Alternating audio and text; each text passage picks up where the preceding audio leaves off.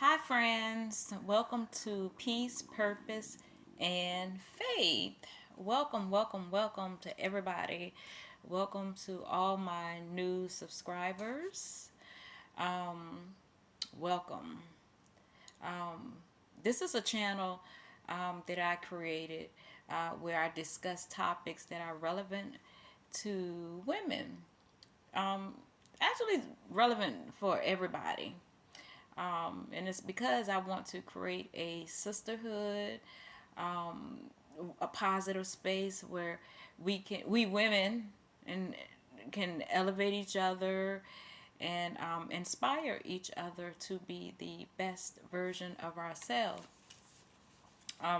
My mission, I call this channel Peace, Purpose, and Faith because I want us all to maintain peace, embrace your purpose, and keep faith. Always keep faith. So today I wanted to discuss the book of Jonah, and it always fascinated me as a kid, going to Sunday school, hearing about Jonah and the big fish, how the fish swallowed up Jonah and everything. I remember, sitting in Sunday school, coloring the little coloring pictures that our Sunday school teacher would print out for us, and we would color the fish and color Jonah and all that, and it was something fun. It was fun, and of course, being a kid, I didn't really know the meaning of it. It was just a story for me. It was just a story, just a fun, interesting story. So, but since I started reading the Bible, and learning that the Bible is is is is gives revelation. The Bible gives revelation, and it also teaches. And the Bible, for me, I see it's being proactive instead of being reactive to a lot of situations in life. You read this Bible, and you follow those rules, laws, and the commands of God. You avoid a whole lot of things. So one interesting, Jonah was really interesting, and I'm going to be reading from the New Living Translation Bible. I told you this is a Bible that my daughter gifted me about 3 years ago. I love this Bible, love it. So I'm gonna be reading Jonah, the story of Jonah, and I'm gonna be commenting on certain aspects of it. Okay. So we're gonna start with, let's see. Jonah runs from the Lord. The Lord gave this message to Jonah, son of Amittai. Get up and go to the great city of Nineveh. Announce my judgment against it, because I have seen how wicked its people are. But Jonah got up and went in the opposite direction to get away from the Lord. And let me stop right there, because this is another, you know, light bulb. You know, when God tells us to do something and we don't, God will tell us to go right.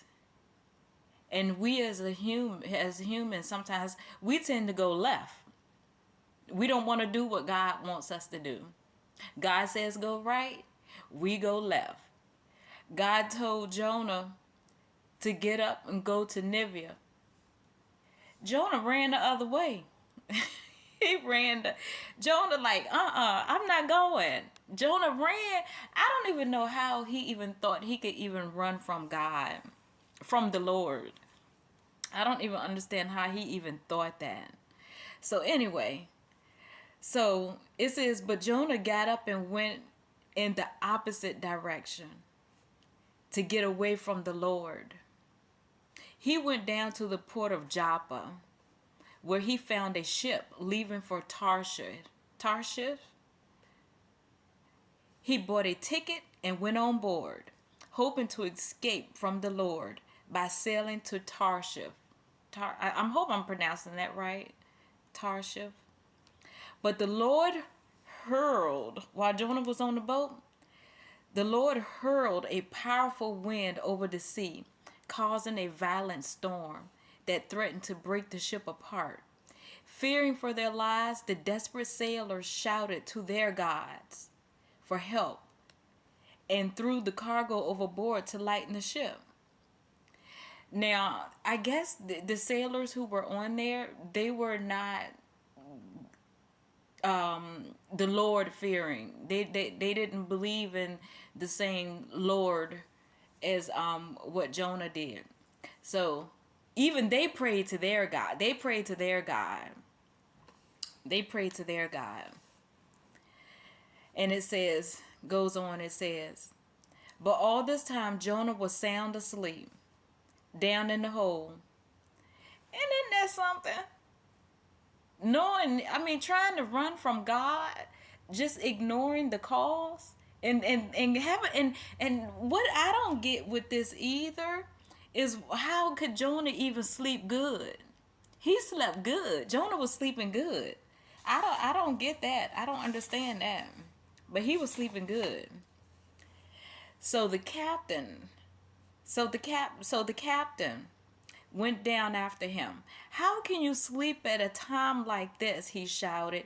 Get up and pray to your God. Maybe he will pay attention to us and spare our lives. Then the crew cast lots to see which of them had offended the gods. And that's how you know. I had to look up the word lots, cast lots, because I didn't know what it meant. And cast lots, this is what it means.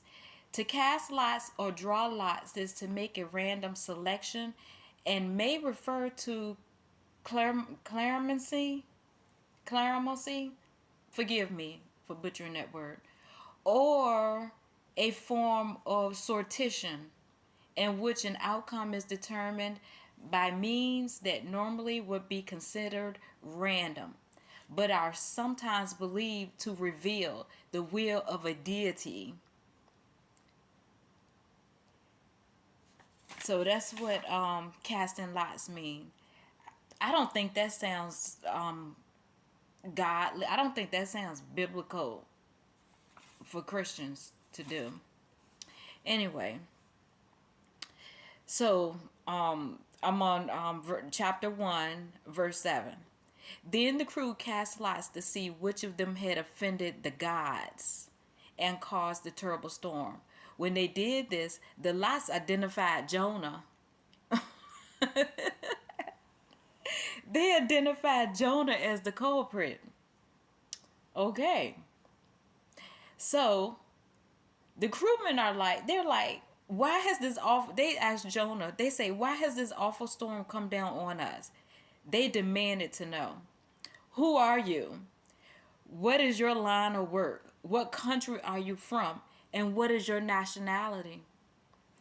So here's Jonah. This is Jonah. He answered, I am a Hebrew, and I worship the Lord, the God of heaven, who made the sea and the land.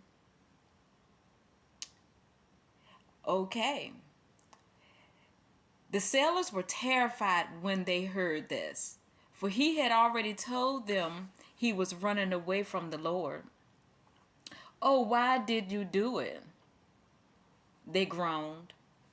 And since the storm was getting worse all the time, they asked him, what should we do with you to stop this storm? Isn't that something?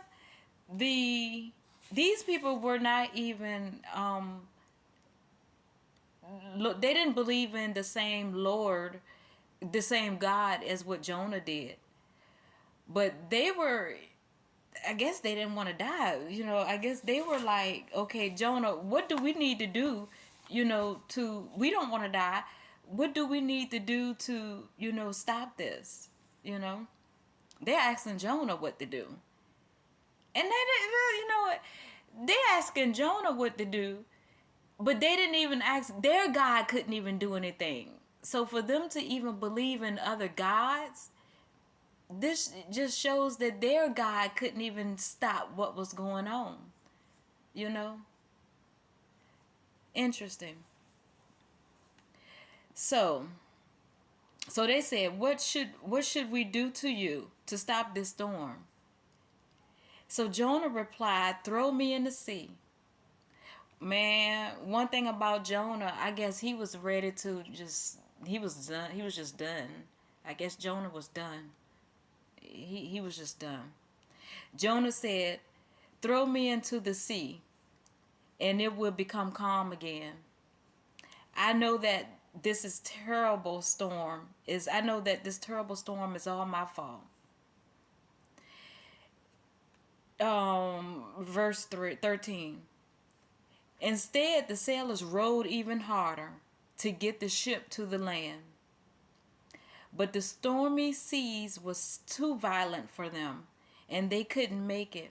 Then they cried out to the Lord, Jonah's God. And let me go back to these men who were not even, who didn't even believe in the same Lord, the same God as Jonah. They had compassion on Jonah.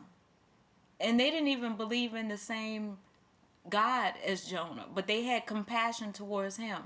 They did all they could do to, they didn't want to just throw him out, but they showed compassion to Jonah. So, but then they said, okay, so they said, then they cried out to the Lord, Jonah's God. "Oh Lord," they pleaded, "don't make us die for this man's sin, and don't hold us responsible for his death. Oh Lord, you have sent this storm upon him for your own good reason." Then the sailors picked Jonah up, threw him into the raging sea, and the storm stopped at once. Woo wee. Wow. The sailors were awestruck by the Lord's great power, and they offered him a sacrifice and vowed to serve him. Wow. Guess they had to do what they had to do. They had to do what they had to do. Now, verse 17. Now the Lord had arranged for the great fish to swallow Jonah, and Jonah was inside the fish for 3 days and 3 nights. I think that during that time Jonah was just going through it. He was going through it. And this is Jonah's prayer. He was praying. Jonah, this is chapter 2. Then Jonah prayed to the Lord his God from inside the fish. He said, "I cried out to the Lord in my great trouble, and he answered me. I called to you from the land of the dead, and Lord, you heard me. You threw me into the ocean depths, and I sank down to the heart of the sea. The mighty waters engulfed me. I was buried beneath your wild and stormy waves. Then I said, O Lord, you have driven me from your presence. Yet I will look once more toward your holy temple." Wow. "I sank beneath the waves, and the waters closed over me. Seaweed wrapped itself around my head. I sank down to the very roots of the mountain." He was down there, y'all. He was pleading. "I was imprisoned in the earth, whose gates locked shut forever. But you, O Lord my God, snatched me from the jaws of death as my life was slipping away. I remembered the Lord, and my earnest prayer went out to you in the holy temple. Those who worship false gods turn their backs on all God's mercy. But I will offer sacrifices to you with songs of praise. And I will fulfill all my vows, for my salvation comes from the Lord alone." Then the Lord ordered the fish to spit Jonah out onto the beach. Now, all Jonah had to do was just do Jonah. For one thing, Jonah, and I didn't mention this in the beginning. Jonah was a prophet. He was a prophet.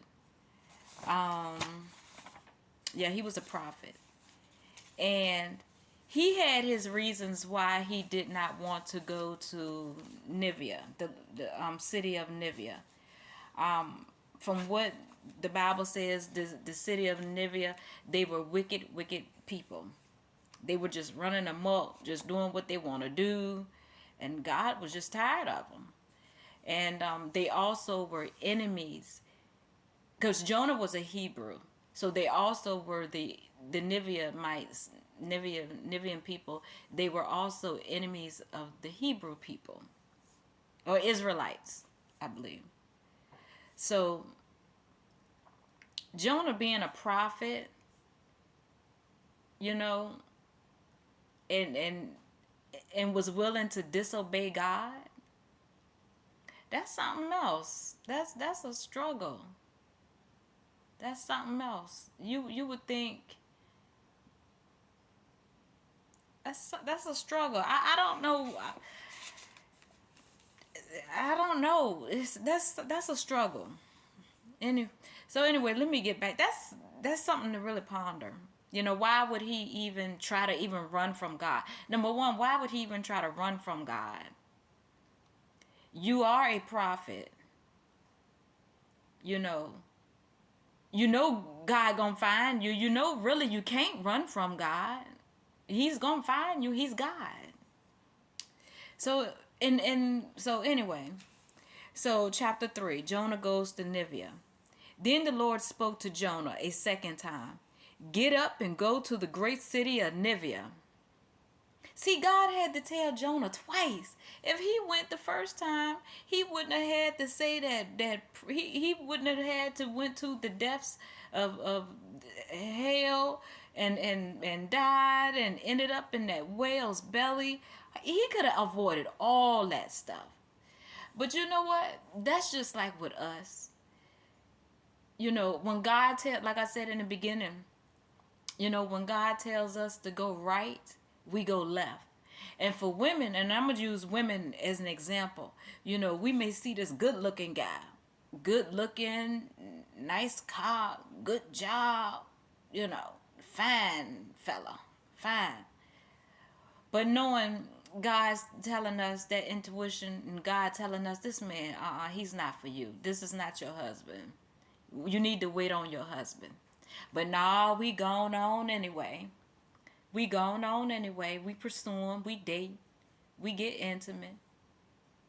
Then in the relationship, turbulence start. He cheating on you. He may be putting hands and foot on you. You know, just chaos break out. And then it's hard to get out. And then sometimes some women can't get out. If they do, they get out, you know, in a body bag. When, you know, instead of going through that hardship and just listening to God the first time when he say, no, don't do that. Don't go that route. Go this route. So Jonah had to go through all that just to still turn around and do what God says. Because it says, then the Lord, this is Jonah goes to Nineveh, chapter 3. Then the Lord spoke to Jonah a second time. Get up and go to the great city of Nineveh and deliver the message I have given you. This time Jonah obeyed the Lord's command and went to Nineveh, a city so large that it took 3 days to see it all. On the day Jonah entered the city, he shouted to the crowds, 40 days from now, Nineveh will be destroyed. The people of Nineveh believed God's message, and from the greatest to the least, they declared a fast and put on burlap to show their sorrow. When the king of Nineveh heard what Jonah was saying, he stepped down from his throne and took off his royal robe. He dressed himself in burlap and sat on a heap of ashes. Then the king and his nobles sent his decree throughout the city. And I was reading Proverbs. I was in Proverbs and reading Proverbs, right? And I wrote this down. This was a proverb that I found. And this why, man, it's so much knowledge in the Bible. This is what I found. This is Proverbs 22, verse 3. A prudent person foresees danger and take precaution. The simpleton goes blindly on and suffers the consequences. So evidently that king, he, no matter how reckless Nivea was before, that king, he was being very prudent. So basically, so what the king did, the king told everybody, he was like, look, everybody, y'all fasting, y'all wearing sackcloth, um, no eating and drinking, which is fasting, none of that. Even the animals had to fast. They even put sackcloth. They even put sackcloth on the animals also. Well, it says, people and animals alike must wear garments of mourning, and everyone must pray. And they prayed. They also prayed earnestly to God. They must turn from their evil ways and stop all violence. Who can tell? Perhaps even yet God will change his mind and hold back his fierce anger from destroying us. You know, a lot of people, you know, in this society, we get so fed up with how, you know, we watch the news and we see how bad things are, you know, with all the aggression toward each other, all the hate and so many bad things, especially since we have the internet now. You know, you really can see man's evil ways. And a lot of people are probably thinking, you know, well, when is God coming? When is all this going to be over? Or some are already saying this is the last days. You know, this is it. This is the last days, you know, and all that. But as we read on, we're going to see what happens. All right. So, when God saw what they had done, you know, they got themselves together. They say, you know, we believe you, God. We praying, we fasting. Even like I said, even the animals are praying and fasting. You know, we believe you, God. We believe what you say you're gonna do if we don't get right. So when God saw what they had done and how they had put a stop to their evil ways, he changed his mind and did not carry out the destruction he had threatened. Isn't that good? But guess what? In chapter 4, Jonah's anger at the Lord's mercy. This change of plans greatly upset Jonah, and he became very angry. Isn't that something? He became angry. He actually became angry. So he complained to the Lord about it. Didn't I say before I left home that you would do this, Lord? That is why I ran away from Tarshish. I knew that you are a merciful and compassionate God, slow to get angry and filled with unfailing love. So I submit this to you. Current time. Maybe that is why God is not ready to destroy us. As terrible as some of the things are that's going on. And this is even back through history with all the wars and the horrible things that have been going on.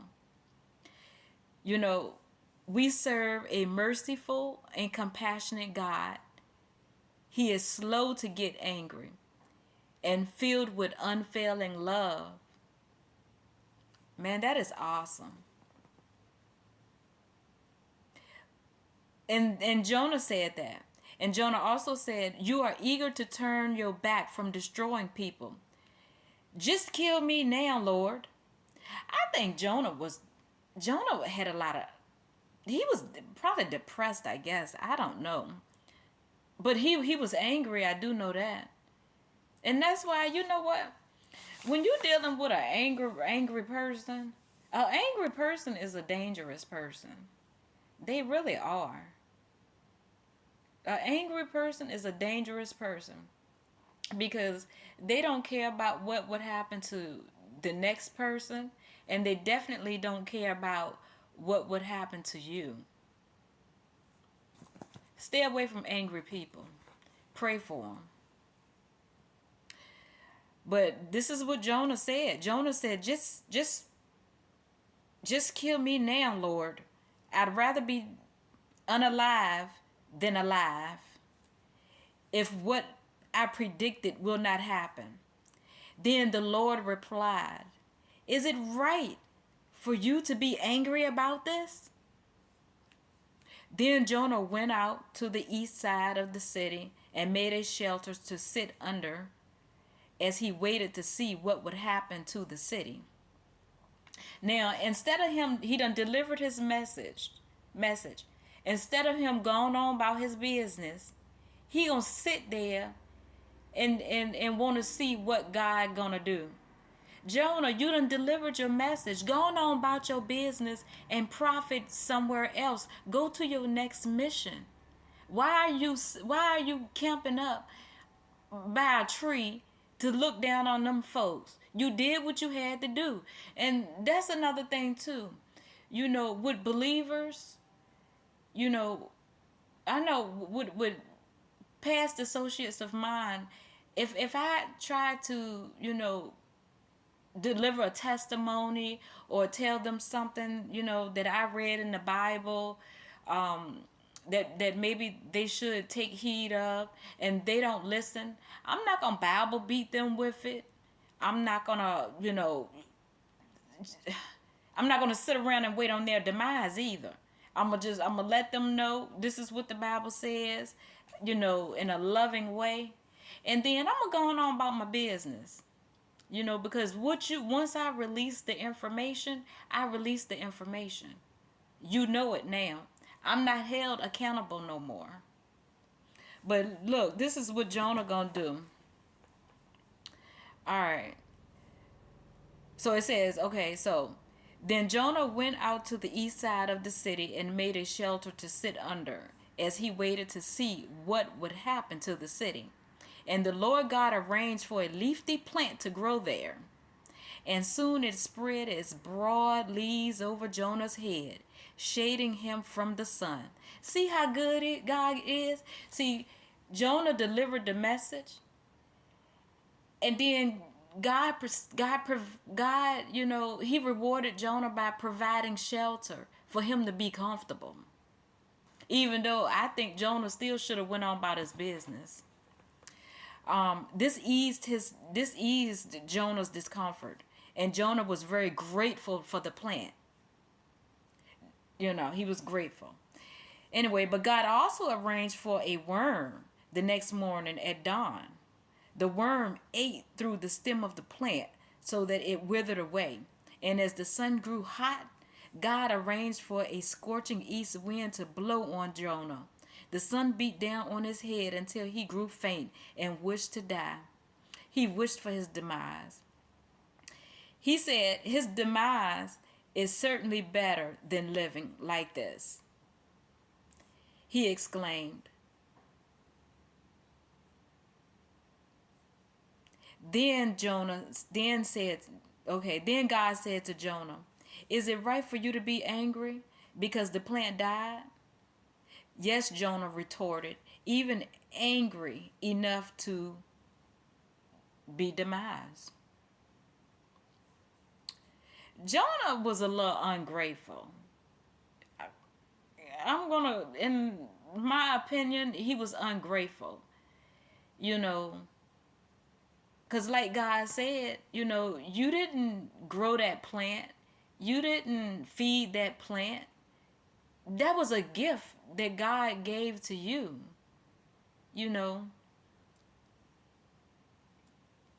And you know, God did that. And God took it away. And you mad. Jonah was something else. Then the Lord said, you feel sorry about the plant, though you did nothing to put it there. Ooh, man. It came quickly and died quickly. But Nineveh has more than 120,000 people living in spiritual darkness, not to mention all the animals. Should not I feel sorry for such a great city?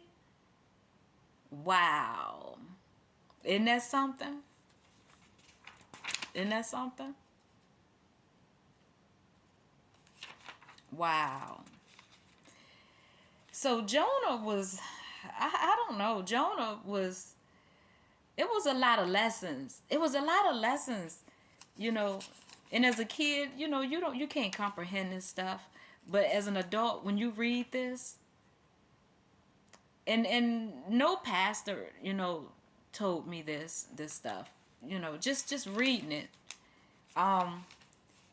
You see how, the first lesson I would say, running from what God wants you to do. It's a no. When God say move, you need to move.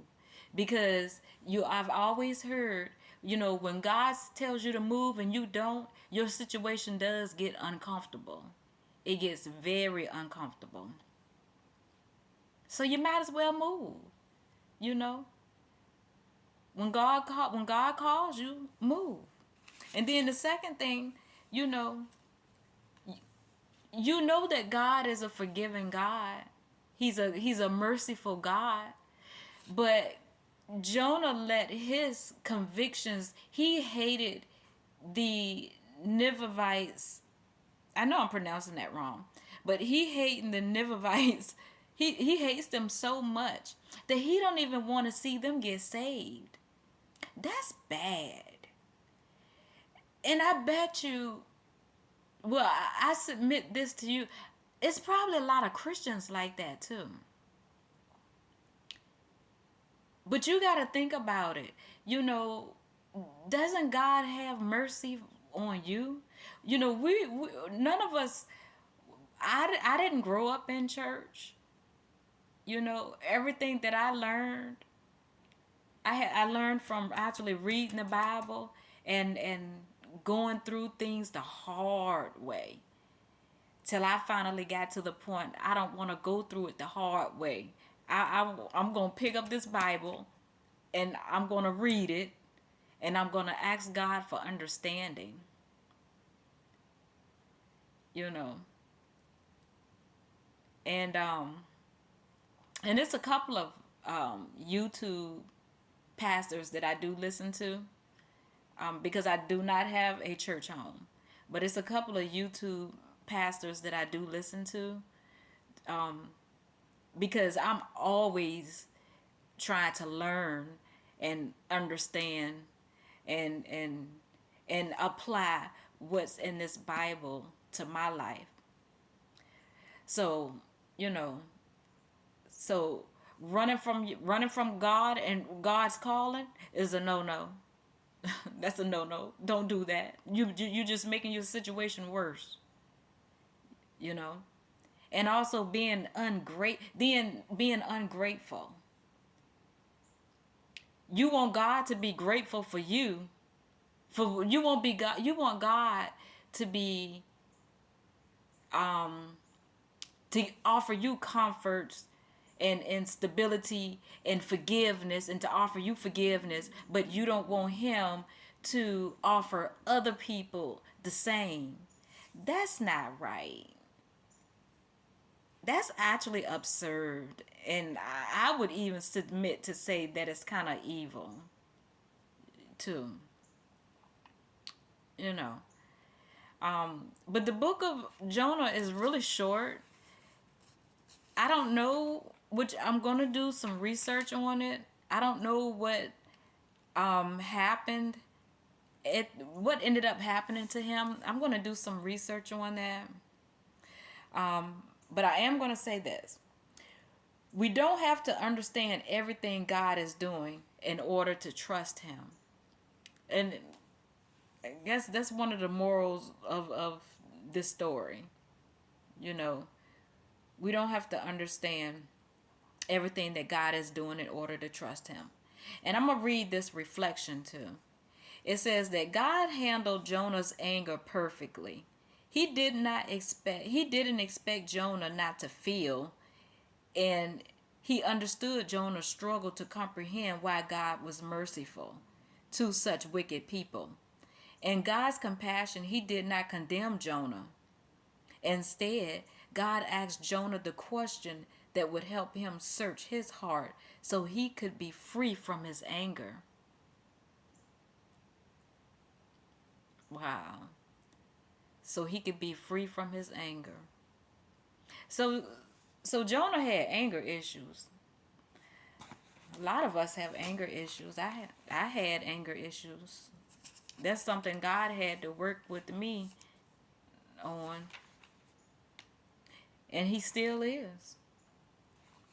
But anyway, that was a fascinating story. Like it's so many lessons in Jonah, in the story of Jonah, that I enjoyed, really enjoyed. And I tell everybody, read the Bible for yourself. Read it and then ask God to give you an understanding of what you're reading. And I'm telling you, people may laugh, people who may be not of Christian faith, maybe atheists, oh, that's ridiculous, a whale, he survived in the belly of a fish. Well, you know what? Man's God has given man's creativity, God has given man creativity. And that creativity has allowed man to build airplanes that can fly high as birds in the sky. God has given man creativity to build submarines that can scale the depths of the ocean, the bottom of the ocean. So, you know, you don't know what God is capable of anything. He's the creator. He created this earth. He created this world, this universe. He's the creator. You know, but you read Jonah, and you get the lessons out of it. Stop running from your calling. When God tells you to do something, when the Lord tells you to do something, you do it. Because if not, you're making your own situation worse. And then to stop having anger, forgive. Stop being so angry all the time. Forgive. Just like how you would want God to be merciful to you, be merciful to other people. So I'm going to end on that note because I could talk about this for a long time. So I'm going to end on that note. And I'm going to ask you to please like the video, subscribe to my channel, because I'm going to be bringing more biblical principles and biblical stories to you all. Okay? So everybody, enjoy the rest of your day. And like Tabitha Brown says, if you can't, how she say, if you can't have a good day, don't go messing up nobody else's. Okay? All right. Bye.